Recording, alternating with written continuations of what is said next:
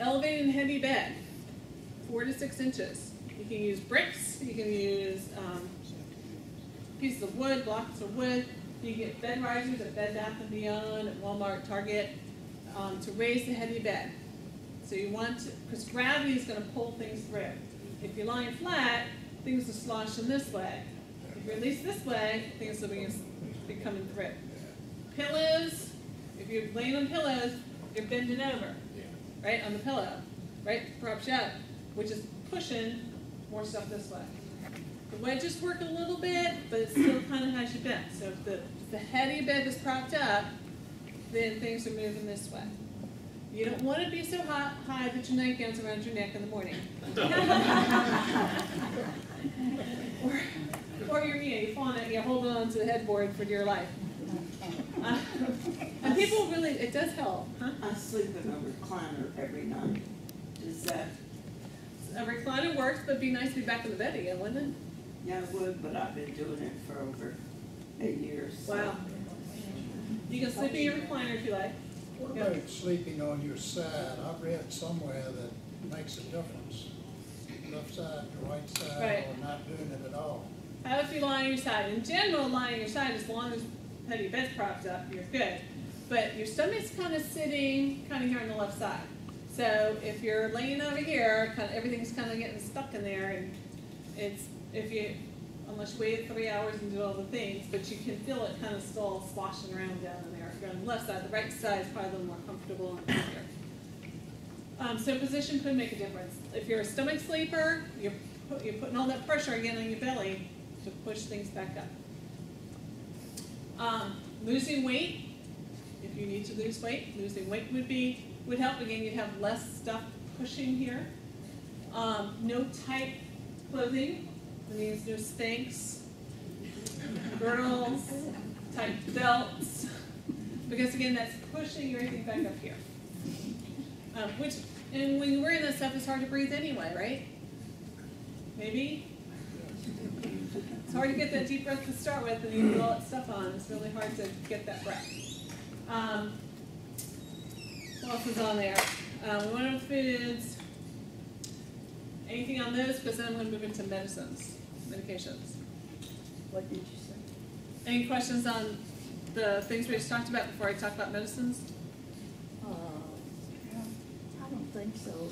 I know I use 2 pillows, Dr. Grossman, and she said, well, just as you said, you need something to support all the way down right, to do any good. Right. She says she sleeps on 2 pillows, but it still gives you the same, you're bending. Yes? I'd like to back you up to the chest pain you talked about. I discovered early on that this pain goes away real quick when they take the nitroglycerine pill. And some of the doctors didn't understand it. They said something about maybe spasm, muscle spasm, something. Do you have any information on that or experience with it? Right. So what happens if you take a nitroglycerine because you're having the chest pain is acid reflux? Well, you want to be careful because nitroglycerine, if it's a heart attack, nitroglycerine is going to help that pain. So you want to make sure you're taking it for the right reason. Nitroglycerine helps dilate or helps calm things down in there. So instead of so it does help spasms. So if your esophagus is doing this thing, you take the nitroglycerine, it kind of calms it down, which is what it's doing in the heart muscle when all the little arteries are saying, I'm very irritated and I'm collapsing up because I'm getting clogged up. It helps open them up just a little bit, enough to maybe get some blood flow there to your heart. So it's the same kind of thing going in your esophagus. So it's getting a little better blood flow, it's kind of calming it down a little bit, and it can make it feel better. This is not, I mean, this is a dramatic change. It's a really serious pain, and within a matter of a minute or 2 or 3, it goes away. Right. That's the only thing I found that will take care of it. Away. Now, nitroglycerin probably, it makes those symptoms because you're probably having a sudden onset of acid reflux, but in general, nitroglycerin, you just take it, it goes away within a few minutes. But if you took it, nitroglycerin that lasted a long time, it could actually probably make it worse because it probably loosens that sphincter a little bit, relaxes that, and lets acid kind of slosh back up. But it will help that acute, sudden onset kind of stuff. Is there a reason, based on this acid reflux, that it's harder to speak afterwards? Yes, why is it harder to speak with acid reflux? Because if you have LPR, the acid reflux is coming all the way up here to the vocal cords. They're swollen and inflamed, and the more you use them, such as speaking, the more irritated and incontinent they become. So medications. So there's medications that we think we should use, and then there's medications that your insurance company thinks we should use. And we are always in agreement. Some people have occasional acid reflux, a little occasional heartburn, belch a little bit. You can try some Zantac, some ranitidine, some Pepsid, some of those. And those are called histamine 2 blockers, H2 blockers. And actually, if you think about histamine, you think of antihistamines, you think of Claritin and Benadryl and all that kind of stuff. Those are histamine 1 blockers. This is histamine 2 blockers. So they actually are a little similar there. So doing once or twice a day of ranitidine can help. If it's more severe, if it's all the way up onto the vocal cords, you still try once a day a PPI. PPI is a proton pump inhibitor. Well, actually, let me back up a minute. The histamine 2s, what they're doing is it keeps, your stomach makes acid, but it's keeping the acid from being picked up. Okay, so the acid's there, but it's not functioning the way it should. Proton pump inhibitor shuts off those pumps in general from making acid. So it's not letting the acid be produced at all. So taking the PPI, which is omeprazole, Perlosec, Nexium, the Protonix, Acifex, Dexilent, all those medicines shut the pumps off completely. Now, remember what I said, you need to, as soon as you put food in your mouth, everything starts working to break that food down. So you have to take, whether it's the Zantac or the Perlosec, you need to take it 30 minutes before you even eat, so 30 minutes before breakfast.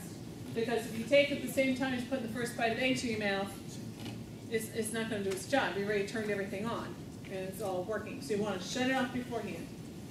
So we try with once a day, but quite often, especially with LPR, or if it's causing enough that you're constantly, we're seeing this changes on CAT scans and stuff with the fibrosis and things, we really need to go twice a day to really shut things off.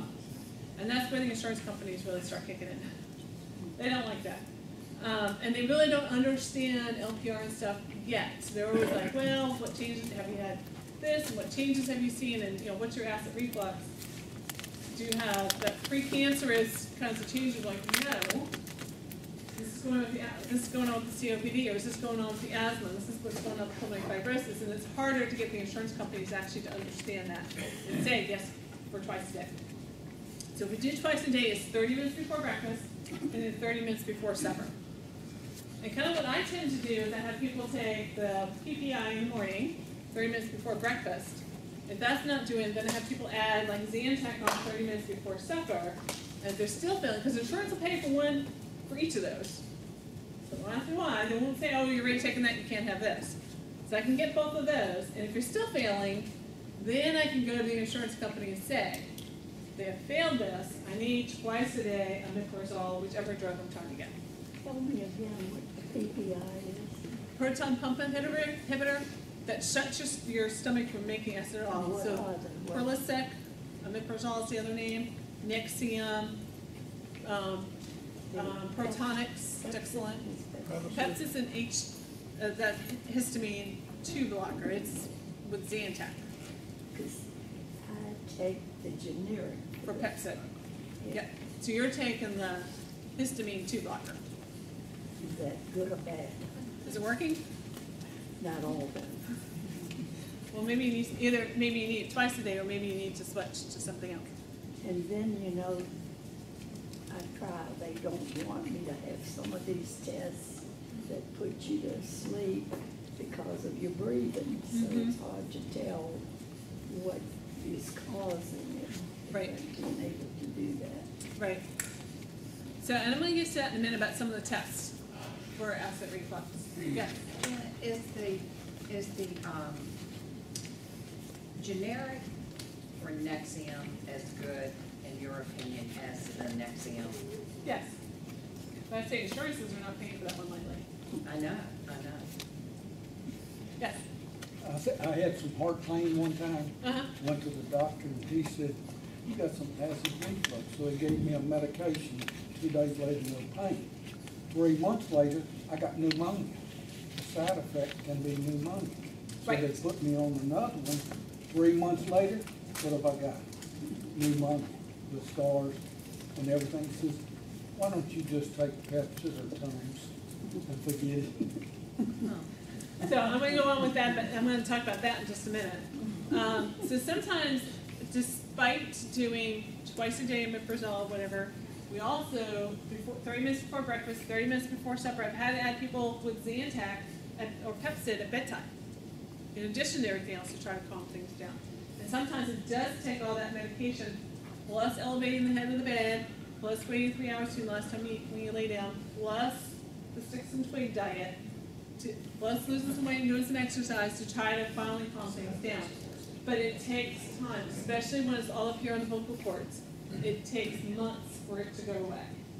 You might slowly see an improvement over about 4 to 6 weeks, but you're not really going to see all its benefits for at least 2 months, if not 3. It takes some time. Yes? I take 60 milligrams of Dexlaon Mm-hmm. once a day. Okay.